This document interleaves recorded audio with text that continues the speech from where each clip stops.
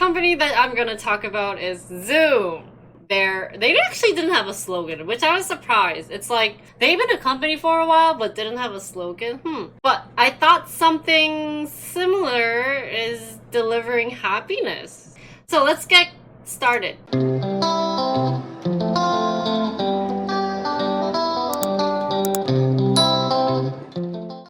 So their mission statement is basically what they want to achieve within the 5 years is make video communications frictionless. And their vision statement, which is like their long-term goal, is video communications empowering people to accomplish more. And this is what I thought of Zoom at first. Just a video chat platform. Woohoo! So I said I'm not going to be very biased, but I had to say, first time I heard about Zoom was when my mom had to use it for Zumba, and it was actually very complicated. I don't know, all the code. I'll touch base on how Zoom works, but simply putting is that they give you like all this like number to click on, and you just click on it.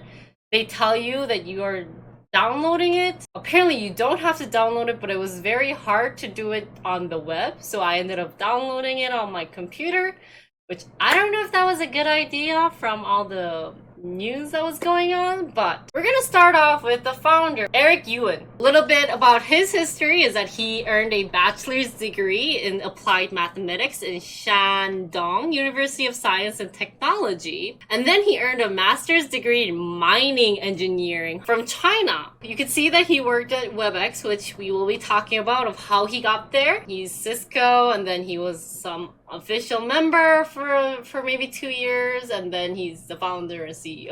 So here's kind of like the inspiration of how he was interested in video communication is back in 1987 when he was a freshman. He had a girlfriend. Woo! Back then. And remember why I said the year of 1987 is because there wasn't good technology and cell phones like I don't know, they would have to just call, you couldn't actually see them and everything. So if he wanted to see his girlfriend, which was actually a 10-hour train ride to visit her, he's like, oh god, like he told his girlfriend saying that, you know what, I wish I could visit you without traveling. He actually said that to her, and I was like, if my boyfriend said that to me, I'd be like, excuse me, do you not want to see me? But the girlfriend that he mentioned ended up being his wife, so it worked out. I don't know, like, I guess it's not that bad, right? So that's the train ride. So 10-hour train ride. This was his words. He's like, he detested those rides and used to imagine other ways I could visit my girlfriend without traveling. I'm guessing he didn't have money to fly there, right? This is actually the word that he said. He was like, someday if I can have a smart device and with just one click, I can talk with you and can see you. That was my daydream, right? And then he's like, and he thought about this every day. So another thing was that right after he graduated from college in 1994, he moved to Japan for a few months. And at that time, Bill Gates was giving a speech. He's like, hey, you know what? There's gonna be a big future of the internet. Like, there's something out there. Like, this is 1994, when I was born, guys. And he's like, there's something out there, you know? Like, that's gonna make a fortune in the future. Like, this internet system, too, it's gonna be such a blast. Like, get on it. Like, get on the train. I know he hates train, but he's like, get on the train. Like, you need to focus on internet. Like, he gave a speech about that, and he was so inspired to a point where he's like, okay, you know what? We're gonna move to the US. He actually got hired to WebEx meetings as a collaboration software, basically doing some software programming. Very smart guy, right? So WebEx is basically a video conferencing software. And he actually got accepted when there was only like a dozen employees at the company. And a decade later, they sold WebEx to Cisco, and he ended up being the vice president of engineering. One thing that he had the most trouble with is that he said when he often met with customers, in the conversation with them, he learned that they weren't happy with the solution that Cisco WebEx was providing. And he just had to be like saying sorry a lot. He was like, he firmly believed that I could build a platform that would make customers happy. So he knew what troubles were causing in the software company. And he just couldn't fix it in Cisco WebEx because there was a point where once it was combined they weren't on the same page. Like people at Cisco had their own thoughts of what they wanted to do versus like him working in WebEx. He's like, you know, we're gonna be a software company. Like you guys gotta go along with the flow and make it better, but it didn't work. So he left Cisco in 2011. And then like a couple of months later, he created a company called SASB. In this company, he actually took 40 fellow engineers in WebEx, which I thought was funny. At first, this company wasn't any successful. Why? Because, you know, investors were like, okay, how is this different from other video chat? You know, this is 2011. By this time, they had like, what, Skype was really big. That's the only thing I can think of in that time was like Skype, period. Like any video chat equals Skype. So the investors were like, okay, like, I don't know. I don't see anything better. I know you came from Cisco WebEx, but Cisco WebEx has a firm marketing people, and you know, Apple FaceTime was there. They have all the Apple kids, okay? It's like Skype is big, like they do everything. So I don't see any potential in this video conference chat system market. Well, he convinced 4 guys. We have the WebEx founder, and they're like, okay, give it a try.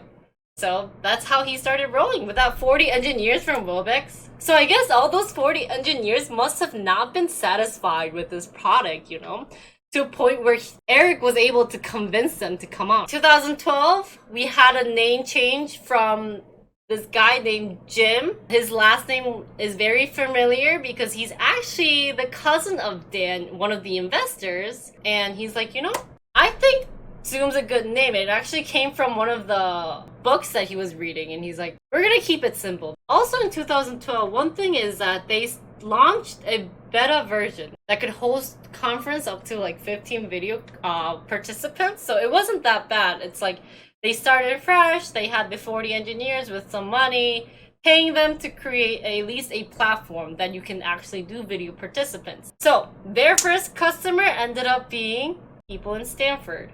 Anyway, so we go on. In 2013, what happened was that Zoom actually raised $6 million in Series A. We have Qualcomm Venture, and the guy on the right is Yahoo founder Jerry Ye, and much more from our other investors previously.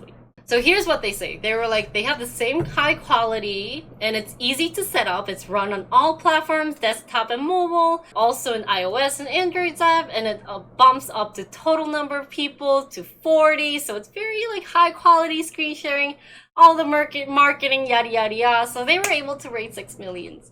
And they were able to raise at this point their version 1 product. So they started at beta version, now it's version 1, where it's like included their first paid offer as well as additional number of impressive. But you know what? People still didn't know what Zoom was. I didn't know what Zoom was in 2013, and I'm pretty old. Like as time went on, a couple of months later, people were like interested. We had a company named Badio trying to partner up with Zoom, doing a lot of collaboration. We also had Teambox, another collaboration with them, just a high definition video conferencing to add it on. So Zoom was selling their product out to different companies. This was actually the whole list of companies that they partnered up. I don't know if you can see, but you can see that they had Logitech for Business, so very helpful. Seems like most of their companies were like focused on cameras. This being said, their next round, so Series B, has added up to 6.5 million in funding compared to before. And these were actually the people who invested, like Facebook, which we'll talk about. Horizons Venture is actually a Hong Kong company. And so they raised, I don't know, total of $12 million. In 2015, they had their third round, so Series B, a C round, where they raised $3 million for an online conferencing. A lot of market research firms predicted at this time, 2015, that the global cloud collaboration market will reach $21.3 billion by 2019.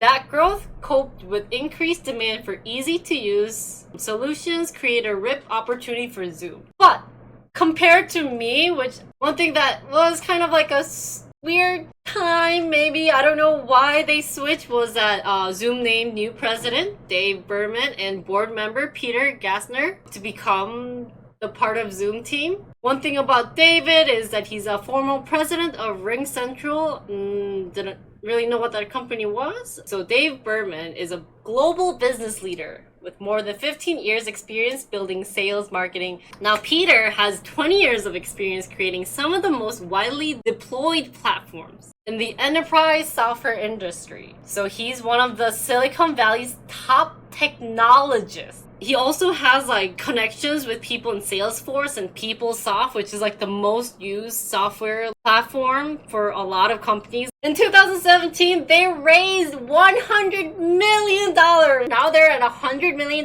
from Sequoia, a $1 billion valuation. Something a little bit about Sequoia. If you guys heard me talk about Airbnb, Airbnb was supported by Sequoia, so they do a lot of startups that has potential. So it made them be called as unicorn.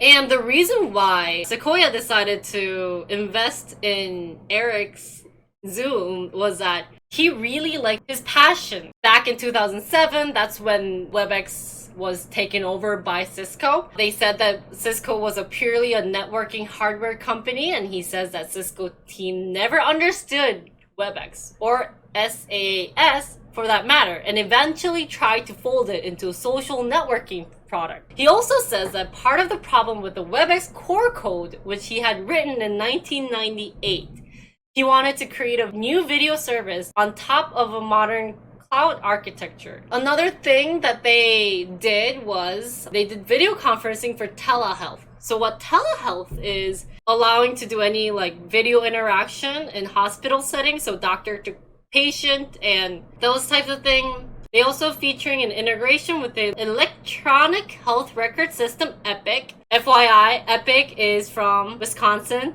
It cites a streamlined workflow for end users to chart in Epic's hyperspace, yada yada yada. So basically what they do is, hey, doctors need to talk to patients. We're gonna let them use the system Zoom. And not only it's gonna be just Zoom, they're gonna also embed the health record system Epic. These are some organizations in the telehealth that are being used. One thing that sticks out is Johns Hopkins School of Medicine. They're using Zoom. Polycom decided to collaborate with Zoom. So what they did in collaboration was like the one-touch system, a lot of fancy stuff.